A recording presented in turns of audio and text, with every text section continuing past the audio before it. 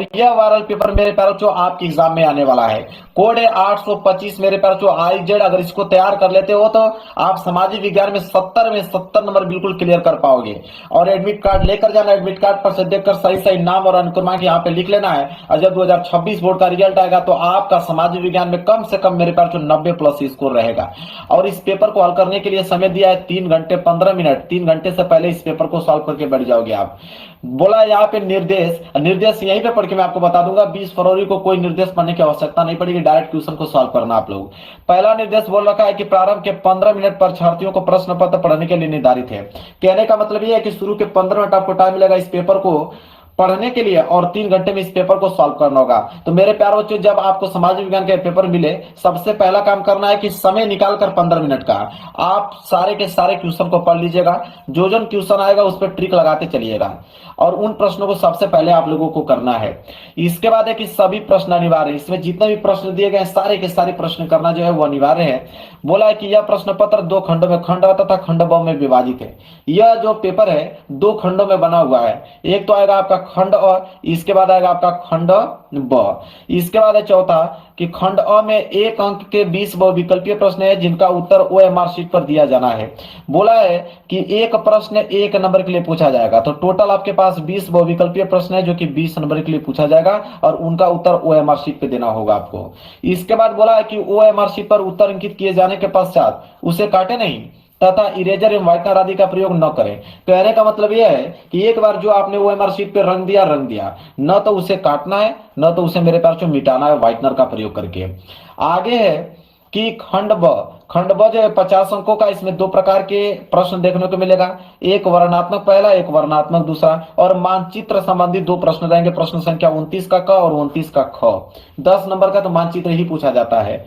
इसके बाद है प्रत्येक प्रश्न के लिए निर्धारित अंक उनके सम्मुख अंकित हैं। हर एक प्रश्न के आगे लिखा हुआ मिलेगा कि प्रश्न 1 नंबर का है या 2 नंबर का है या 4 नंबर का है या 6 नंबर का है। जितना भी नंबर का कोई भी प्रश्न होगा उसके सामने लिखा हुआ मिलेगा। तो मेरे प्यार बच्चों, आपको टेंशन लेने की कोई जरूरत नहीं मेरे प्यारे बच्चों, बस इस पेपर को आप लोगों को तैयार करना है।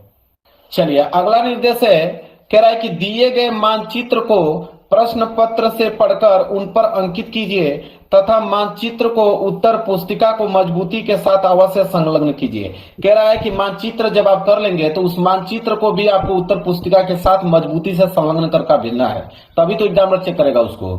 इसके बाद लास्ट निर्देश कि दृष्टिबाधित परीक्षार्थियों के लिए मानचित्र कार्य के स्थान पर अलग से प्रश्न लिखने के लिए दिए गए हैं। जो आंखों से कमजोर हैं, जिनको दिखाई नहीं देता है, उनके लिए अलग से मानचित्र प्रश्न दिए गए हैं।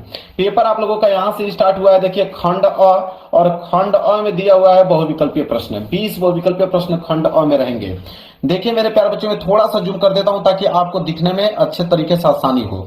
देखिए पहला प्रश्न, इस प्रश्न को कई बार मैं पढ़ा चुका हूं मेरे प्यारे बच्चों। जो डेली पढ़ते होंगे हमसे वो तुरंत इसका उत्तर दे पाएंगे। देखिए पहला प्रश्न बोला है यहाँ पे कि निम्नलिखित में से किसने एक गुप्त संगठन यंग इटली बनाया था। 1 नंबर के लिए प्रश्न है। तो किसने गुप्त संगठन यंग इटली बनाया था मेरे प्यारे बच्चों? उनका नाम था ज्यूसेppe मैत्सनी। कौन? ज्यूसेppe मैत्सनी उनका नाम था। बी वाला ऑप्शन जो होगा बिल्कुल राइट आंसर हो जाएगा। ज्यूसेppe मैत्सनी ने ही एक गुप्त संगठन यंग इटली बनाया था। क्लियर है। इसके बाद दूसरा प्रश्न देखिए क्या है। दूसरा प्रश्न है कि कार्नेला से संबंधित देश है। 1 नंबर के लिए प्रश्न है। तो कार्नेला से संबंधित जो देश है मेरे प्यारे बच्चों वो है आपका ब्रिटेन। कौन है? ब्रिटेन है। डी वाला ऑप्शन जो होगा बिल्कुल करेक्ट आंसर हो जाएगा, ब्रिटेन।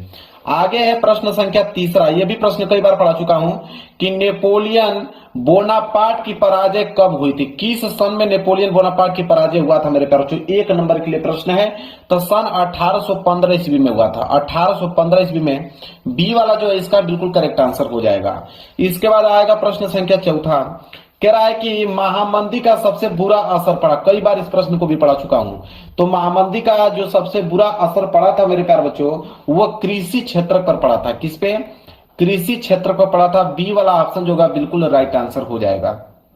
आगे है प्रश्न संख्या 5वां। प्रश्न संख्या 5वां है कि गुलामगिरी किसकी रचना है। 1 नंबर के लिए प्रश्न है मेरे प्यारे बच्चों। तो जो गुलामगिरी है किसकी रचना है मेरे प्यारे बच्चों? वह है आपका ज्योतिबा फुले की, ज्योतिबा बाई फुले की। ए वाला ऑप्शन जो है बिल्कुल राइट आंसर हो जाएगा। इसके बाद है अगला प्रश्न प्रश्न संख्या 6, इसको भी मैं कई बार पढ़ा चुका हूं कि निम्नलिखित में से कौन सा विषय संघ सूची से संबंधित है। 1 नंबर के लिए प्रश्न है। तो इन चारों ऑप्शन में से कौन ऐसा विषय है जो संघ सूची से संबंधित है। वह है मेरे प्यारे बच्चों प्रतिरक्षा। कई बार पढ़ा चुका हूं। ए वाला ऑप्शन जो होगा बिल्कुल राइट आंसर हो जाएगा। 7वां प्रश्न देख लीजिए क्या है। कह रहा है कि भारतीय संविधान में भाषाओं को किस अनुसूची में रखा गया है। 1 नंबर के लिए प्रश्न है। तो भारतीय संविधान की अगर हम बात करें, उसमें जो भाषा है उसको किस अनुसूची में रखा गया है, तो उसको मेरे प्यारे जो भाषा को 8वीं अनुसूची में रखा गया है। सी वाला ऑप्शन जो होगा बिल्कुल राइट आंसर हो जाएगा। इसके बाद है प्रश्न संख्या 8वां कि भारतीय संविधान के बारे में निम्नलिखित में से कौन सा कथन जो है गलत है। 1 नंबर के लिए प्रश्न है। तो भारतीय संविधान के बारे में कौन सा कथन इन चारों ऑप्शनों में से गलत है, ये हम लोगों को बताना है। तो गलत है आप लोगों का ऑप्शन नंबर बी, क्योंकि कह रहा है कि यह धर्म को राजकीय धर्म बताता है। क्या संविधान एक धर्म को राजकीय धर्म बताता है? बिल्कुल गलत बात है। तो बी वाला ऑप्शन जो है बिल्कुल राइट आंसर हो जाएगा इसका। इसके बाद है प्रश्न संख्या 9, कह रहा है कि जनता का जनता के लिए शासन किस शासन व्यवस्था की विशेषता है। 1 नंबर के लिए प्रश्न है।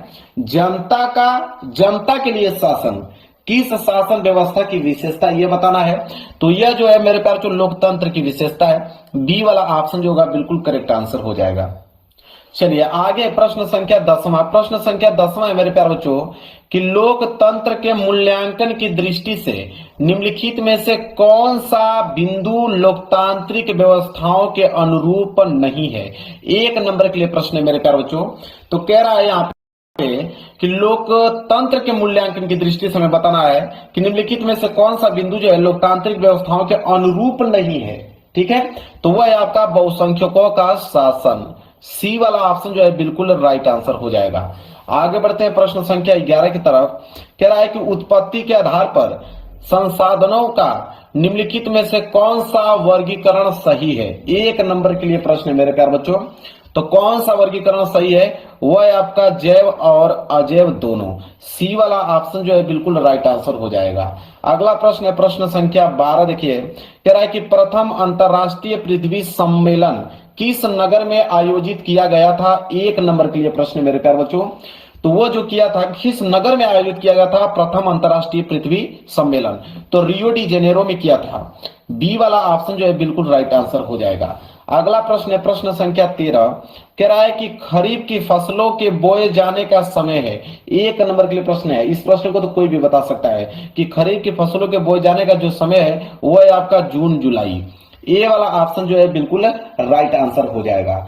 आगे बढ़ते हैं प्रश्न संख्या 14 की तरफ। कह रहा है कि निम्नलिखित में से कौन सा ऊर्जा खनिज है। तो कौन सा ऊर्जा खनिज है, इन चारों ऑप्शनों से बताना है। 1 नंबर के लिए प्रश्न है मेरे प्यारे बच्चों। तो वह है आपका प्राकृतिक गैस। क्या है? प्राकृतिक गैस। सी वाला ऑप्शन जो होगा बिल्कुल राइट आंसर हो जाएगा। चलिए अगले प्रश्न की तरफ बढ़ते हैं। प्रश्न संख्या 15। प्रश्न संख्या 15 है कि कृषि आधारित उद्योग का उदाहरण है। 1 नंबर के लिए प्रश्न है। तो कृषि आधारित उद्योग का उदाहरण इन चारों ऑप्शनों में से कौन है, वह है आपका सूती वस्त्र उद्योग। बी वाला ऑप्शन जो है बिल्कुल करेक्ट आंसर हो जाएगा। अगला प्रश्न है प्रश्न संख्या 16। कह रहा है कि भारतीय रेल में रेल प्रखंडों की कुल संख्या है। 1 नंबर के लिए प्रश्न है। तो भारतीय रेल में रेल प्रखंडों की टोटल संख्या कितनी है मेरे प्यारे बच्चों। तो टोटल संख्या है आपका 18। बी वाला ऑप्शन जो होगा बिल्कुल राइट आंसर हो जाएगा। अगला है प्रश्न संख्या 17 कि सूचना एवं संचार प्रौद्योगिकी का जो आर्थिक क्षेत्रक है वो कौन सा है। 1 नंबर के लिए प्रश्न है मेरे प्यारे बच्चों। तो सूचना एवं संचार प्रौद्योगिकी का जो आर्थिक क्षेत्रक है वो तृतीय क्षेत्रक है। किससे अंतर्गत आता है? तृतीय क्षेत्रक के अंतर्गत आता है। सी वाला ऑप्शन जो होगा बिल्कुल राइट आंसर हो जाएगा। अगला है 18वां प्रश्न। कह रहा है कि उपभोक्ता सुरक्षा अधिनियम किस वर्ष पारित हुआ था। 1 नंबर के लिए प्रश्न है। बहुत इंपॉर्टेंट प्रश्न है मेरे प्यारे बच्चों कि उपभोक्ता सुरक्षा अधिनियम किस वर्ष पारित हुआ था, ये बताना है।